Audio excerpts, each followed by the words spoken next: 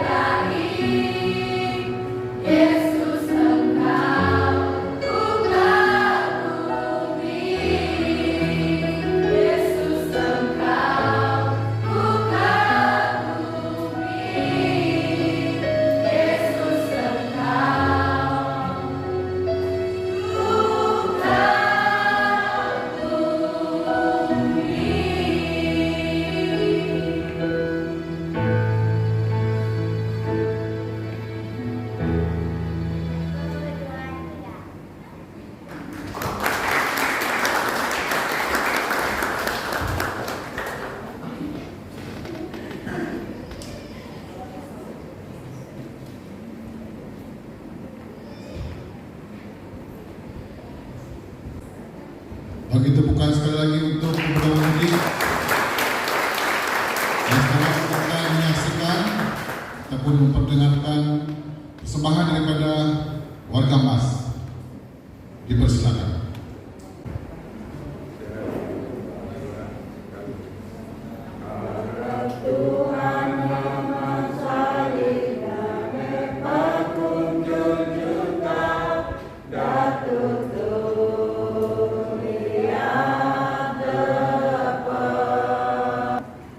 Amun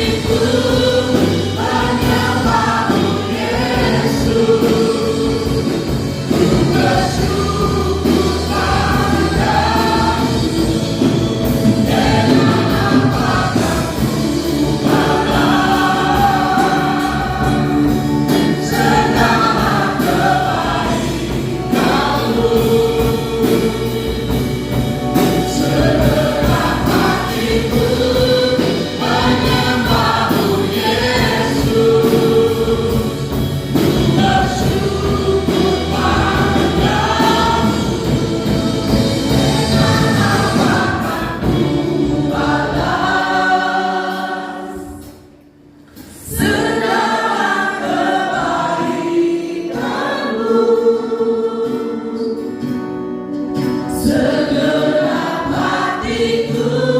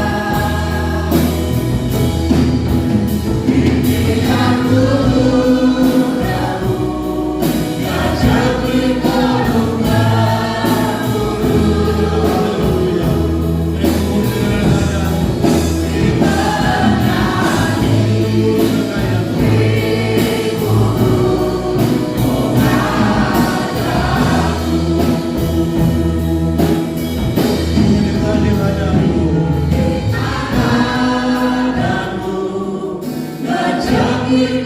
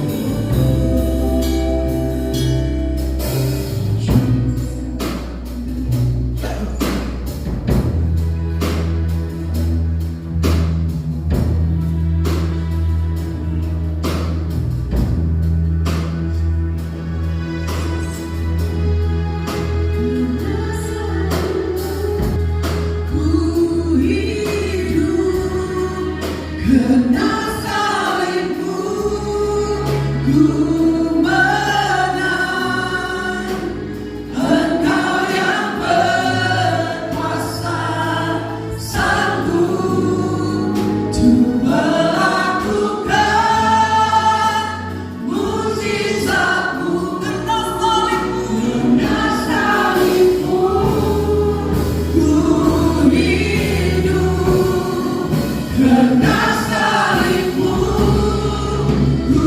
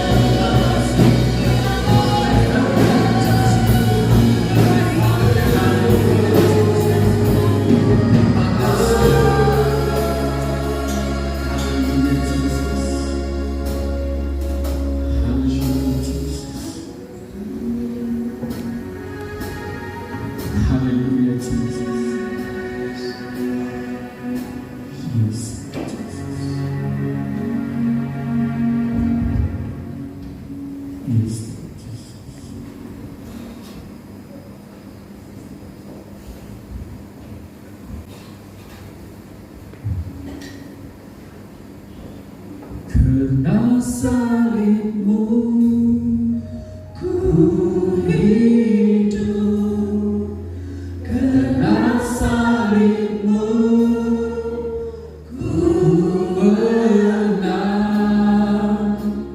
Engkau yang berkuasa, sanggup untuk melakukan mukjizat-Mu. Karena salibmu ku hidup, karena salibmu ku menang. Engkau yang berkuasa, sanggup untuk melakukan mukjizat-Mu di hidupku.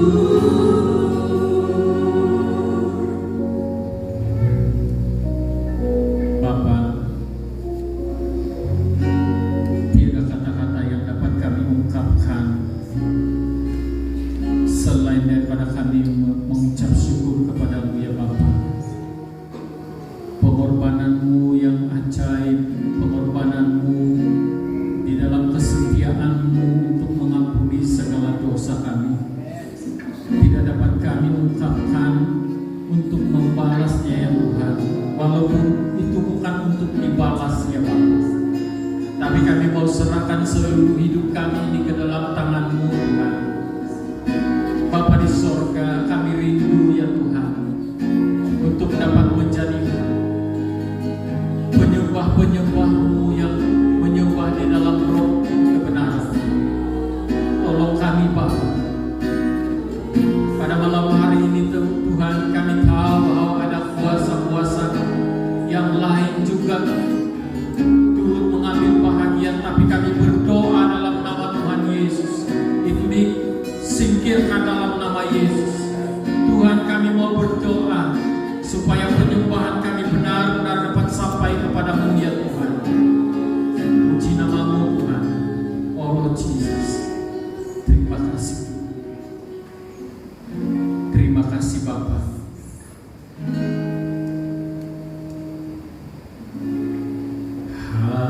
Haleluya, haleluya, haleluya, haleluya,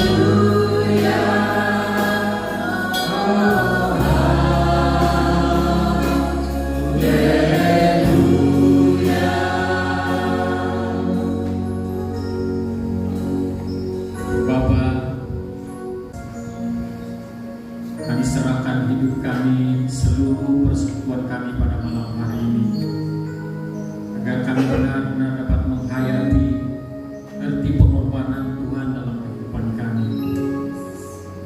Malam ini kami serahkan seluruh hidup kami. Ampuni kami dari segala dosa kami, ampuni kami dari segala kelemahan kami, kelalaian kami di hadapan-Mu ya Bapa.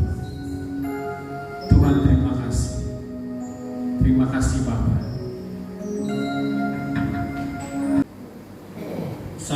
Paskah untuk seluruh jemaat yang datang.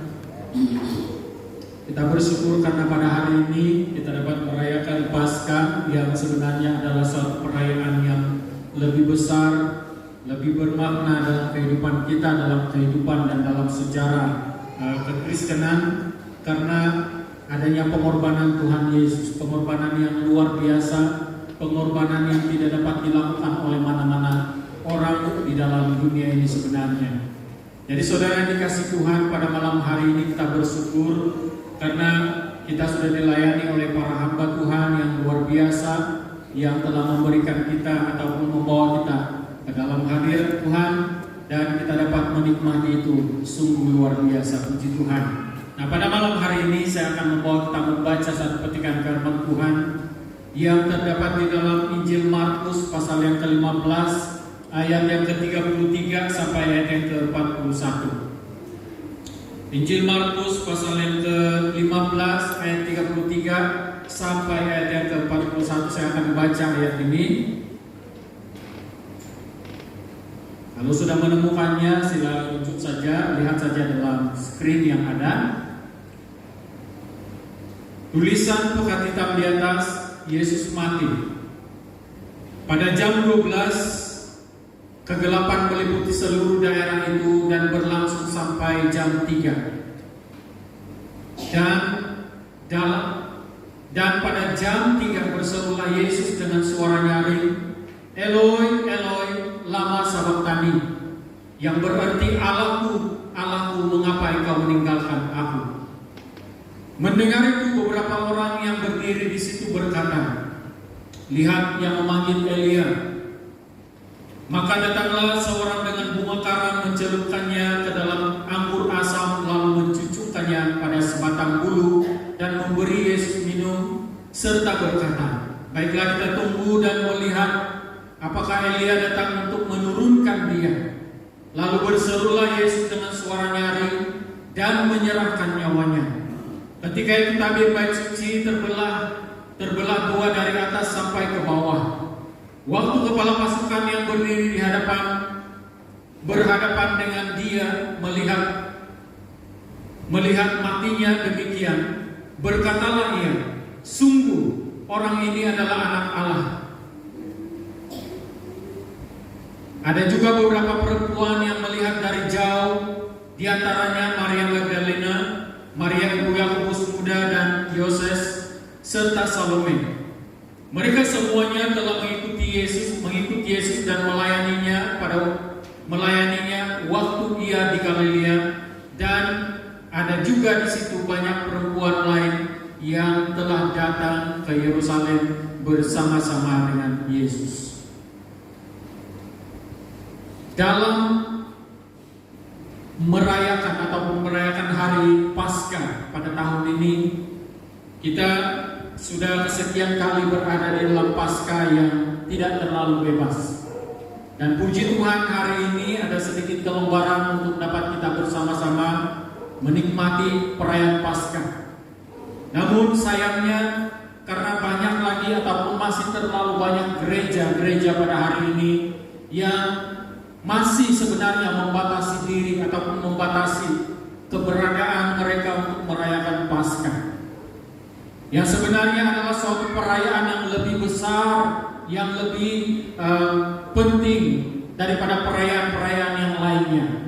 Karena dikatakan kalau tanpa pengorbanan, tanpa adanya satu korban untuk penebusan manusia dari segala dosanya, maka segala sesuatu itu adalah sia-sia. Nah, saudara yang dikasih Tuhan, dalam pembacaan kita sebentar tadi mengisahkan tentang bagaimana Tuhan Yesus itu mati di atas kayu salib. Kita tahu jalan salib, jalan penyaliban Tuhan Yesus itu adalah suatu hukuman yang begitu luar biasa. Suatu hukuman yang begitu luar biasa yang tidak sepatutnya ditanggung oleh Tuhan Yesus Kristus. Kalau kita melihat ataupun kalau kita melihat tayangan di awal kebaktian kita sebentar tadi, kita sebenarnya bagi saya tidak tahan melihat, walaupun itu adalah suatu laknat, walaupun itu adalah suatu yang dilakukan semula oleh manusia, tetapi saya tidak tahan melihat hal itu. Bukan karena saya takut darah ataupun sebagainya, tetapi saya tidak tahan karena saya membayangkan bahwa sepatutnya sayalah yang harus menerima hukuman itu. Sepatutnya sayalah yang menerima hukuman itu. Tetapi kenapa Tuhan menggantikan saya untuk dihukum? Kenapa Tuhan tidak membiarkan saya untuk menerima hukuman sedemikian rupa? Karena kasih Tuhan sudah dinyatakan oleh firman Tuhan bahwa karena begitu besar kasih Allah akan dunia ini, sehingga Dia telah memberikan anaknya yang tunggal satu-satunya yang dikasihinya untuk menggantikan saya di dalam hukuman itu. Dan yang kedua, kenapa Tuhan tidak biarkan saya untuk menerima hukuman itu? Karena saya tidak sanggup menghadapinya. Saya tidak sanggup mengalaminya. Kita semua manusia yang lemah tidak akan sanggup untuk menghadapi hukuman yang sedemikian rupa.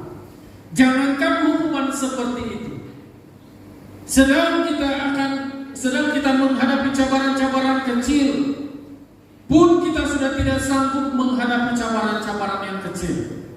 Apalagi menghadapi hukuman yang begitu luar biasa, dicambuk, disesat, diludah, dan banyak lagi cercaan, mahkota duri, lambungnya ditusuk, sehingga yang terakhir keluar bukan lagi darah, tetapi air yang keluar. Itu berarti ketika Tuhan Yesus tergantung di atas kayu salib itu, Dia sudah kehabisan darah. Darahnya sudah mengalir untuk menyucikan kita. Darahnya sudah mengalir, habis mengalir untuk menebus kita, membersihkan kita, mengangkat kita menjadi orang-orang yang percaya pada hari ini. Saudara dikasih Tuhan, itu yang kedua, kenapa Tuhan tidak membiarkan saja kita itu dihukum. Nah, kalau kita kembali kepada kehidupan kita kembali rasakan kehidupan kita pada hari ini. Saya percaya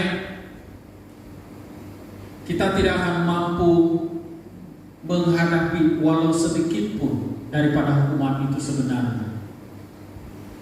Sedangkan baru kita dicakap-cakap dari belakang, kita sudah melenting dan marah. Apalagi kalau kita sudah diludahi 1 tahun, 20 tahun, 30 tahun tidak pergi ke gereja, tidak apa. Tetapi kalau sudah sampai diludahi, sampai seumur hidup, sampai Tuhan datang, saya tidak mau datang ke gereja. Mungkin itu yang kita hadapi.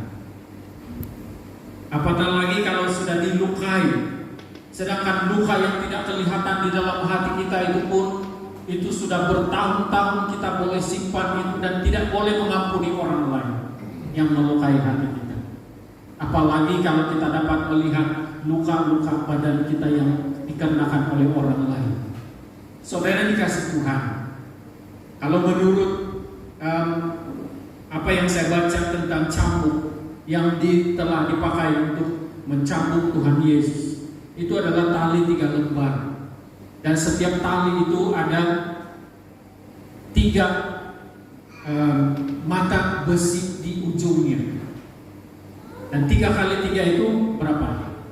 9. Dan dia dipukul sebanyak 60 lebih kali.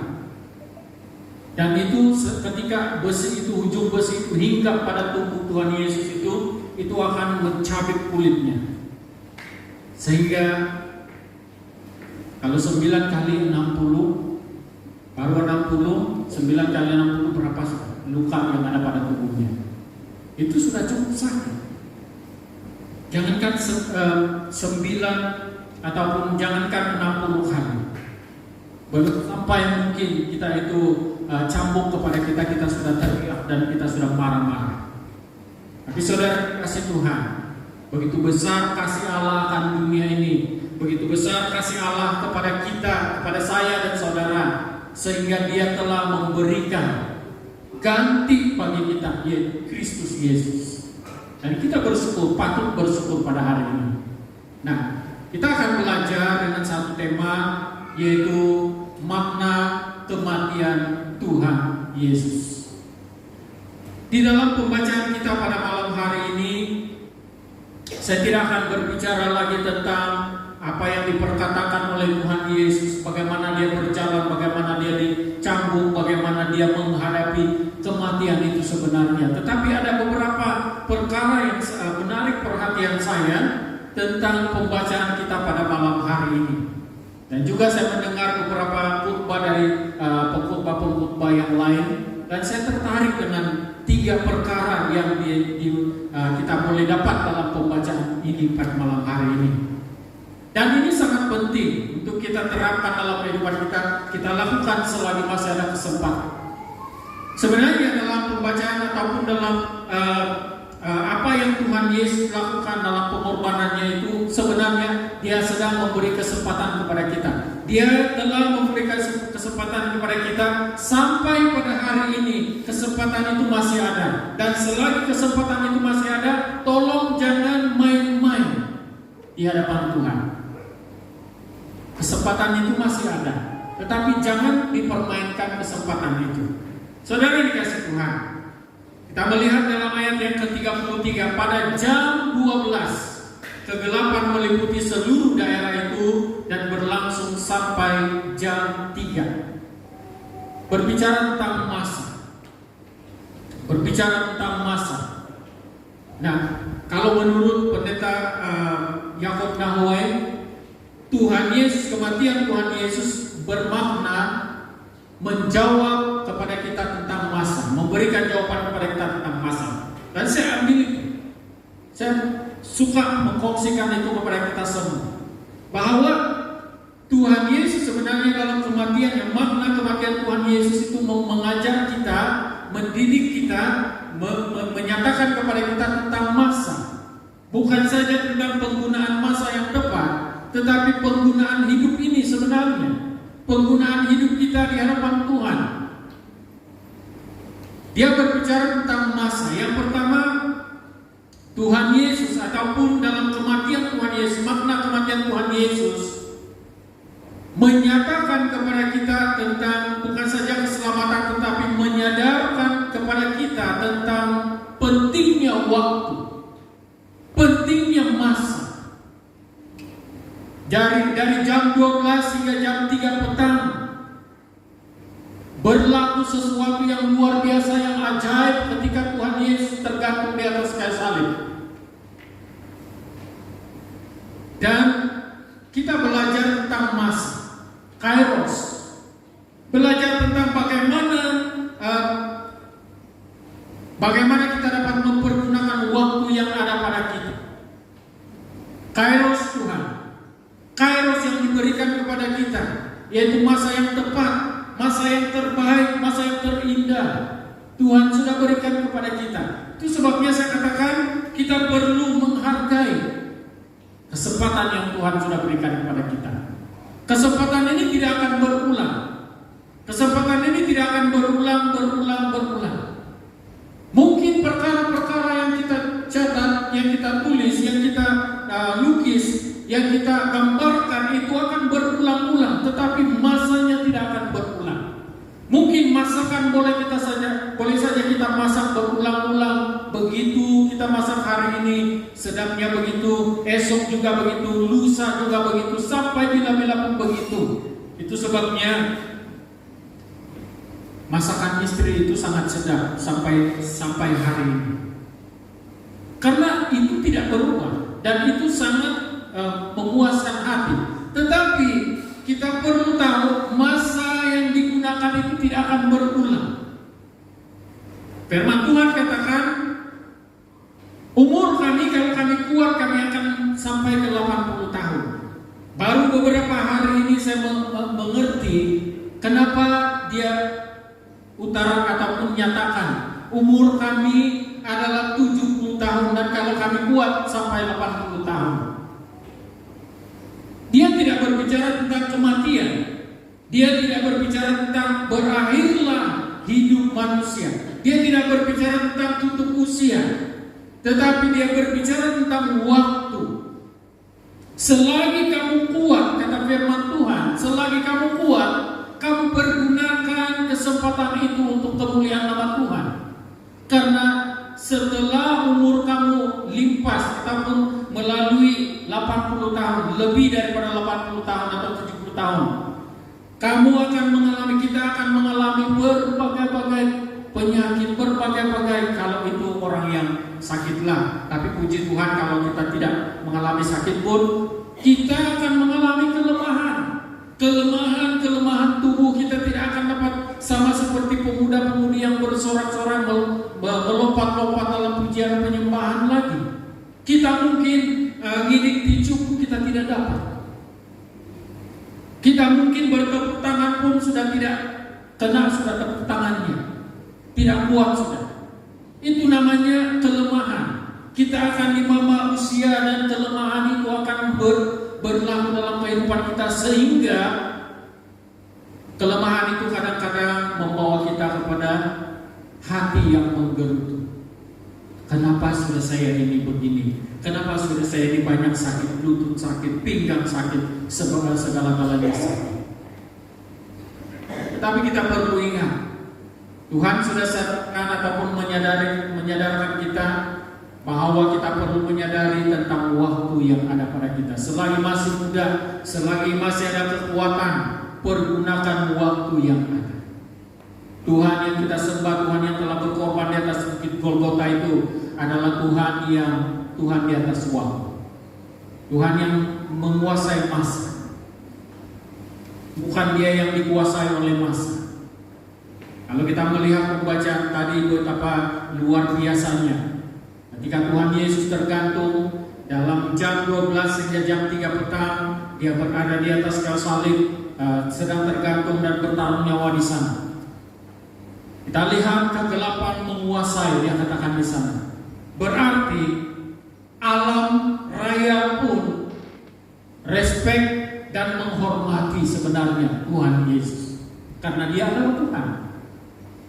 Jadi kalau kita pada hari ini kita gagal dalam memperingati ataupun mempergunakan waktu, kita dapat melihat apa yang Tuhan sudah katakan. Pergunakan waktu yang ada, karena hari-hari ini adalah jahat, kata firman Tuhan. Dan kalau dalam pengkhotbah pasal 12 ayat 1 sampai ayat 8, dikatakan oleh firman Tuhan, ingatlah akan penciptamu. Ini juga berbicara tentang waktu. Sebelum kamu menjadi tua, sebelum kamu membongkok, sebelum kamu menjadi orang yang tidak ada kemampuan, ingat akan pencipta, kata firman Tuhan. Ingatlah akan penciptamu sebelum kamu tidak dapat berdiri, sebelum kamu tidak dapat berbuat apa-apa, dan sebelum kamu akhirnya tutup usia. Lebih baik kita letakkan seluruh kehidupan kita kepada Tuhan. Jangan pikir, jangan bilang nanti saya sudah tua baru saya mau datang kepada Tuhan.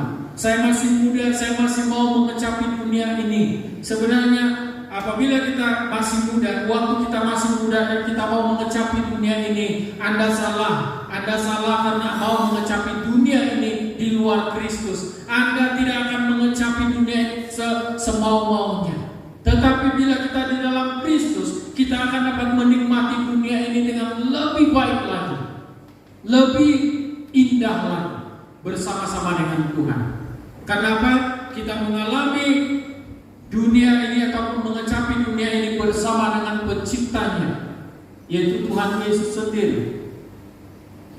Nah, selama kita mau mengecapi dunia, mau menikmati dunia ini, selama kita di luar Kristus, kita akan menghadapi berbagai-bagai tantangan, berbagai-bagai kekerasan, berbagai-bagai penipuan, berbagai-bagai yang tidak baik, yang tidak senonoh berbanding dengan di dalam Kristus. Itulah sebabnya dalam segala hal yang kita lakukan dalam hidup ini, ingat akan pencipta.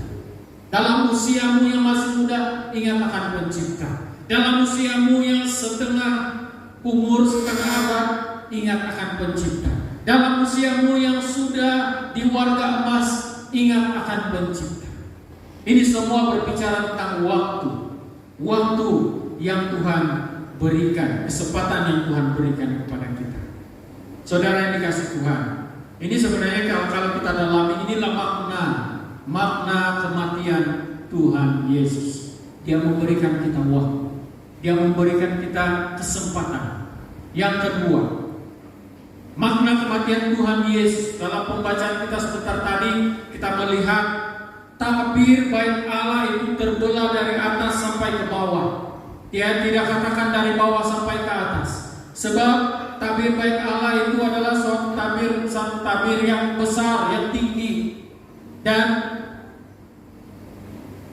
ianya adalah kain yang tebal, kain yang begitu luar biasa karena itu diciptakan khas untuk bait Allah.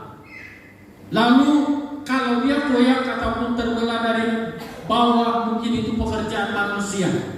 Tetapi siapakah manusia yang berani untuk mengganggu-gugat bait Allah? Tidak ada. Selain daripada pekerjaan Tuhan yang telah menghapuskan ataupun telah memansuhkan segala halangan yang menghalang untuk kita datang kepada Tuhan. Itu sebabnya ketika Tuhan Yesus mati di atas kayu salib, tabir bait Allah itu terbelah dan memberi peluang kepada semua orang datang kepada Tuhan secara pribadi, tidak lagi melalui pengantara, tidak lagi melalui imam-imam yang hanya 1 tahun 1 kali masuk ke dalam ruangan Maha Kudus. Tetapi setiap hari, setiap waktu, apabila kita datang kepada Tuhan, maka Tuhan akan membukakan peluang, senantiasa bukakan peluang bagi kita. Nah, saudara dikasih Tuhan, dalam hal ini, yang kedua, makna kematian Tuhan Yesus akan menyadarkan kita tentang hubungan kita dengan Tuhan. Tentang hubungan kita dengan Tuhan sangat penting. Sangat penting ada hubungan yang baik dengan Tuhan, hubungan yang intim dengan Tuhan, hubungan yang lebih dekat dengan Tuhan. Saudara yang dikasih Tuhan, kalau berbicara tentang hubungan dengan Tuhan itu tidak berbicara tentang tempat, tidak lagi berbicara tentang tempat, tidak lagi berbicara tentang situasi-situasi. Hubungan dengan Tuhan itu senantiasa ada dalam kehidupan kita.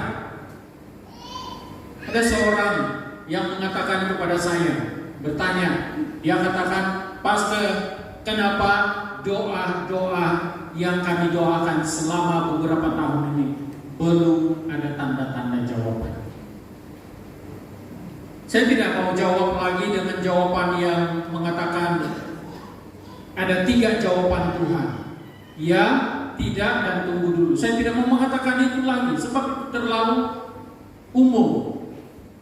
Tetapi saya mau mengatakan kenapa Tuhan belum menjawab. Kalau belum dia menjawab, tapi ada 2 kemungkinan. Yang pertama, dia jawab, tetapi engkau tidak bukakan hatimu untuk menerima jawaban apa yang engkau doakan.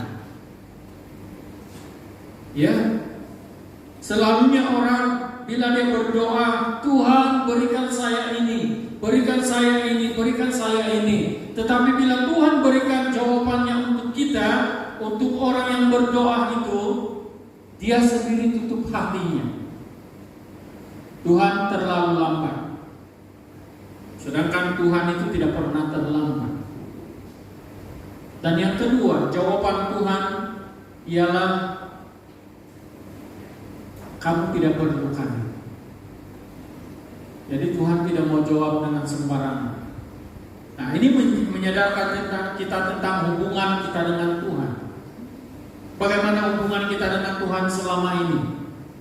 Bagaimana hubungan kita dengan Tuhan selama ini? Apakah hubungan kita itu rapat ataupun erat dengan Tuhan, akrab dengan Tuhan, atau bagaimana? Kadang-kadang kita, kalau kita adalah orang yang rajin berdoa, hati-hati dengan kata-katamu di hadapan Tuhan. Saya ulangi lagi, hati-hati dengan kata-katamu di hadapan Tuhan. Biarlah kita itu dengan penuh sopan, penuh hormat dengan Tuhan. Kita tidak boleh jadikan Tuhan itu sebagai penjawab doa saja, tetapi kita berdoa, ada hubungan yang baik dengan Tuhan, berarti kita sanggup melakukan apa yang Tuhan kehendaki dalam kehidupan kita. Nah, saudara dikasih Tuhan, tabir bait Allah yang terbelah itu adalah suatu gambaran di mana Tuhan telah bukakan ruangan yang cukup, kesempatan yang cukup untuk kita datang, beribadah, datang dekat dengan Tuhan, ada hubungan yang erat dengan Tuhan. Nah, pada malam hari ini pertanyaan saya adalah, bagaimana hubunganmu dengan Tuhan? Apakah masih ada penghalang? Kadang-kadang penghalangnya bukan orang lain.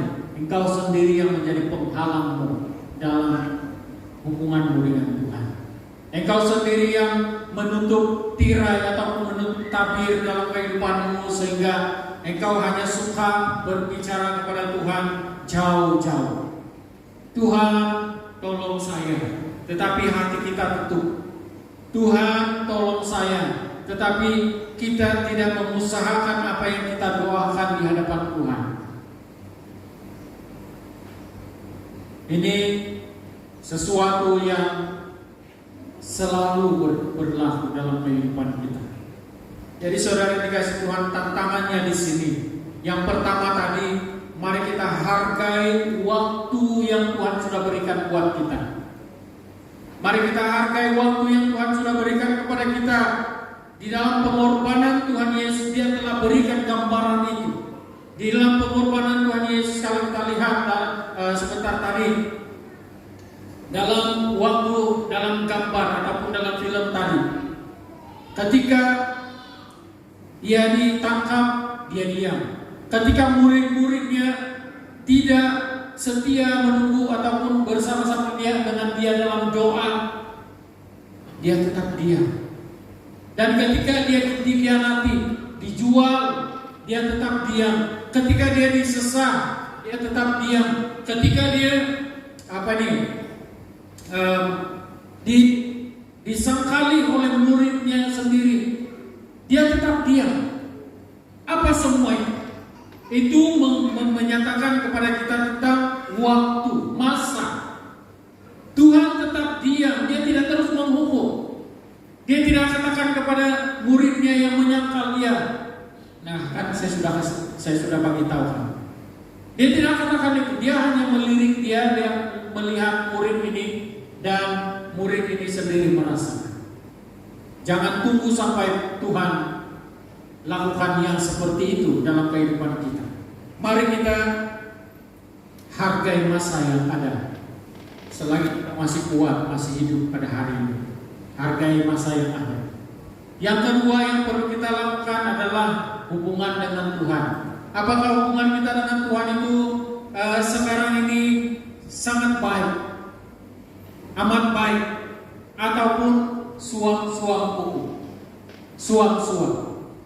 Kadang-kadang ada, kadang-kadang tiada. Kadang-kadang panas, kadang-kadang sejuk.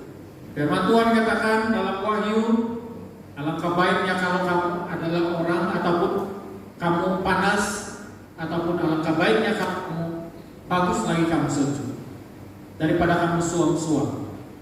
Nah, itu yang Tuhan sudah beritahukan kepada kita, menyadarkan kita tentang hubungan dengan Tuhan. Mari kita perbaiki hubungan kita dengan Tuhan. Mari kita perbaiki,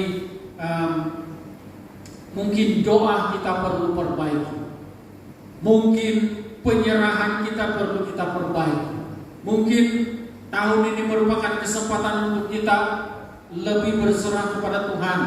Jangan lagi sambil lewat, ataupun jangan lagi kita leka untuk mempersembahkan hidup kita kepada Tuhan. Tapi biarlah hubungan kita semakin hari semakin erat di hadapan Tuhan. Dan jangan kita batasi hubungan kita dengan Tuhan. Jangan kita batasi hanya di dalam gereja, hanya di gunung doa, hanya di tempat-tempat tertentu saja kita mau berdoa, ataupun ada hubungan yang baik dengan Tuhan. Tetapi mari kita ada hubungan dengan Tuhan setiap waktu, setiap saat dalam kehidupan kita. Apakah kita waktu kita driving, kita tidak perlu tutup mata untuk berdoa pun kita tetap berdoa. Waktu kita driving, waktu kita kerja, waktu kita santai-santai kopi-kopi pun, hubungan dengan Tuhan itu perlu dijaga, perlu dipertingkatkan. Yang ketiga, makna kematian Tuhan Yesus. Makna kematian Tuhan Yesus kita dapat lihat dalam ayat yang ke-39. Kalau kita baca ayat yang ke-39, waktu kepala pasukan yang berdiri berhadapan dengan dia melihat matinya demikian, mati Tuhan Yesus demikian, berkatalah ia, sungguh orang ini adalah anak Allah. Ini berbicara tentang, ataupun ayat ini berbicara tentang kesadaran, menyadarkan makna kematian Tuhan Yesus ini sebenarnya memberikan kesadaran bagi kita tentang pentingnya menyadari bahwa kita ini senantiasa perlukan Tuhan. Senantiasa perlukan Tuhan, seperti yang selalu dikatakan di dalam Matius 5 ayat yang ketiga. Berbahagialah orang yang menyadari bahwa dia memerlukan Tuhan. Berbahagialah orang yang menyadari bahwa dia memerlukan pertolongan Tuhan. Kalau kita melihat dalam ayat firman Tuhan yang lain mengatakan, jangan berharap kepada Mesir. Bukan Mesir tetapi Tuhan. Pengharapan kita adalah Tuhan. Tuhan yang kita andalkan setiap hari, karena Dialah yang mampu menjawab doa kita. Dialah yang mampu memberikan apa yang kita perlukan setiap hari. Kalau kita mengandalkan kekuatan diri kita sendiri saja, kita tidak akan mampu. Seperti yang saya katakan tadi, kenapa Tuhan Yesus menggantikan hukuman ataupun menggantikan dirinya untuk menerima hukuman? Bukan kita yang menerima, karena kita itu tidak mampu. Kita tidak mampu menerima hukuman itu, menjalani hukuman itu, menjalani siksaan hinaan daripada keadaan sekeliling. Jangankan, seperti saya ulangi lagi, jangankan siksaan, jangankan hinaan, baru dicakap-cakap, baru kadang-kadang kalau kita orang angkat kening sebelah pun kita sudah angkat pedang. Kadang-kadang ada orang seperti itu. Orang angkat kening sebelah bukan karena apa-apa, tapi mungkin karena dia itu memang terbiasa angkat kening. Dia angkat penunggu, ini ngomong, baru diangkat kening sebelah begini. Kamu marah kan kalau saya masih buat begitu? Saya pernah pergi ke suatu tempat di mana saya tersalah tanggapan, di mana seorang kawan ini memang dia biasa angkat keningnya, memang mungkin dia biasa angkat keningnya, walaupun dia tidak lihat orang, dia lihat komputer dia begini, dia angkat kening juga begini. Lalu pada suatu hari saya datang kepada dia, saya ulurkan saya punya kerja keperluan. Lalu dia lihat saya begini, dia begini. Lalu saya pun perasan. Jadi rupanya sekali dia lihat dia punya komputer begini-gini juga.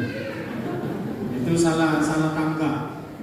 Kadang-kadang kita juga, kadang-kadang orang angkat kening sebelah pun menghormati kita rasa lain.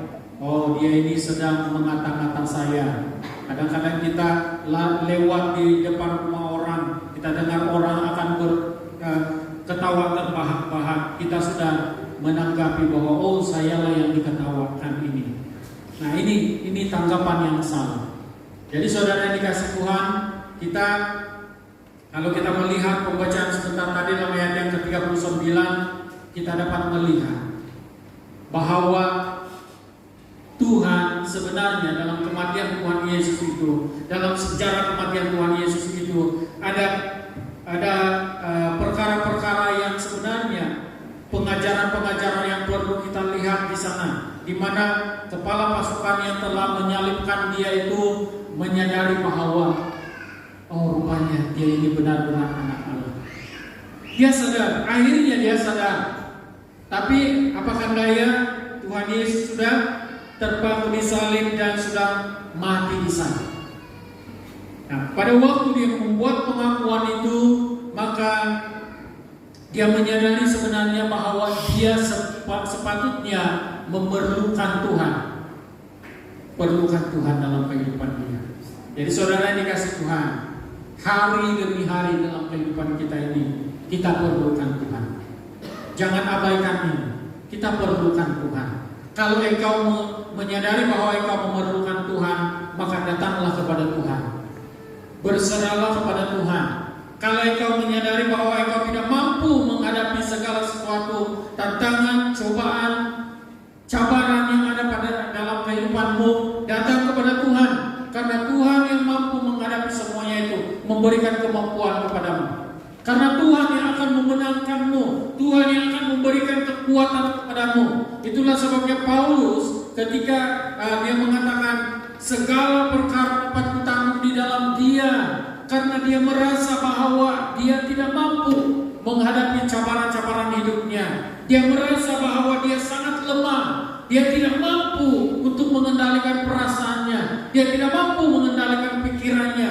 Dia tidak mampu untuk berhadapan dengan tantangan-tantangan yang ada di luar sana. Tetapi ada satu pribadi yang memampukan dia, yang dia andalkan sampai pada kesudahannya, yaitu Kristus Yesus Tuhan, yang telah mati dan telah bangkit kembali untuk kemenangan semua manusia. Saudara dikasih Tuhan, itulah yang kita andalkan pada hari ini. Itulah yang perlu kita sadari, bahwa kita ini memerlukan Tuhan senantiasa. Jangan abaikan ini. Sekali lagi saya katakan, jangan abaikan. Makna kematian Tuhan Yesus yang pertama tadi menyadarkan kita tentang waktu itu sangat penting. Menghargai kehidupan ini sangat penting. Dan yang selebihnya menghargai waktu bersama dengan Tuhan. Waktu yang Tuhan berikan kepada kita bersama dengan Dia. Artinya kita perlu tepati waktu. Kalau kita minta kepada Tuhan, kita mau Dia tepat waktu. Seperti Maria dan Marta. Dia katakan, Tuhan, kalau Engkau datang 4 hari yang lalu, dia tidak akan mati. Lazarus tidak akan mati. Tetapi Tuhan katakan di mana dia akan baringkan. Karena Tuhan tahu waktunya adalah waktu yang tepat. Cuma kita itu saja yang terburu-buru. Saudara dikasih Tuhan, begitu juga dengan yang kedua, makna kematian Tuhan Yesus bagi kita. Dia memberikan kesadaran tentang hubungan kita dengan Tuhan. Apakah hubungan kita itu baik atau tidak? Apakah kita itu pandai menghubungi Tuhan atau tidak? Apakah kita itu mampu menjaga hubungan kita dengan Tuhan atau tidak? Itu persoalan dia. Jadi saudara, kalau kita belum pandai menjaga hubungan kita dengan Tuhan, maka belajarlah. Karena Tuhan katakan, belajarlah daripadaku, karena aku ini lemah lembut, penuh kasih. Dan yang ketiga, makna kematian Tuhan Yesus menyadarkan kita tentang pentingnya menyadari bahwa kita itu perlukan Tuhan. Memang kita itu gagah perkasa, tetapi kita tetap lemah. Memang kita itu berkemampuan. Dari segi apapun kita berkemampuan, tetapi kita itu tetap lemah. Lemah karena apa? Karena di dalam diri kita ini masih daging. Di dalam diri kita itu masih banyak yang perlu disempurnakan di hadapan Tuhan. Jadi mari kita menyadari bahwa kita ini senantiasa perlukan Tuhan dalam hidup ini. Jadi itulah yang sempat saya sampaikan untuk kita pada malam hari ini tentang makna kematian Tuhan Yesus dan part-part yang perlu kita perhatikan dalam waktu sejarah penyaliban Tuhan Yesus. Sampai kita bertemu lagi pada hari Minggu nanti, kita akan sambung lagi penyampaian firman Tuhan yang penuh dengan kemenangan pada hari Minggu nanti. Semoga kita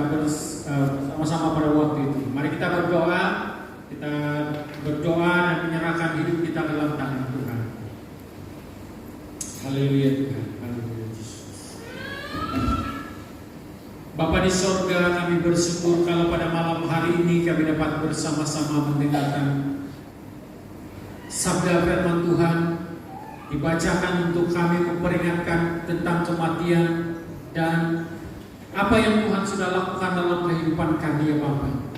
Tuhan, sedikit pun kami tidak mampu melakukan ataupun melakukan apa yang Engkau telah lakukan ya Bapa. Itu sebabnya Tuhan kami berdoa dan menyerahkan hidup kami. Karena kami merasakan bahwa kami ini sangat lemah, terlalu lemah untuk hal ini ya Bapa. Dan Tuhan terima kasih karena Engkau telah mengajarkan kami tentang waktu, di mana kami harus menghargai setiap waktu, setiap detik kami bersama-sama dengan Engkau ya Bapa. Selagi masih ada kesempatan, selagi masih ada kekuatan kami. Dan ya Tuhan, kami bersyukur karena Engkau telah memperingatkan kami tentang bagaimana hubungan kami dengan Engkau ya Bapa. Dengan itu Tuhan, kami serahkan, kami dedikasikan seluruh hidup kami ke dalam tangan-Mu, supaya hubungan kami dengan Engkau tidak akan renggang, tidak akan putus, tidak akan berjauhan ya Bapa. Tuhan, ajarkan kami supaya kami dapat melakukannya.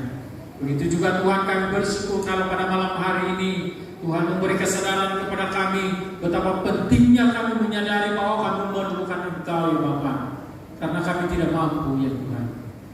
Oleh sebab itu Tuhan, kami serahkan hidup kami ke dalam tangan-Mu. Kami mau berjalan bersama-sama dengan Engkau. Kami mau berjalan di dalam pimpinan-Mu. Kami mau berjalan dalam kasih-Mu. Terima kasih Tuhan. Di dalam nama Tuhan Yesus kami berdoa dan mengucap syukur untuk firman-Mu. Haleluya. Amin.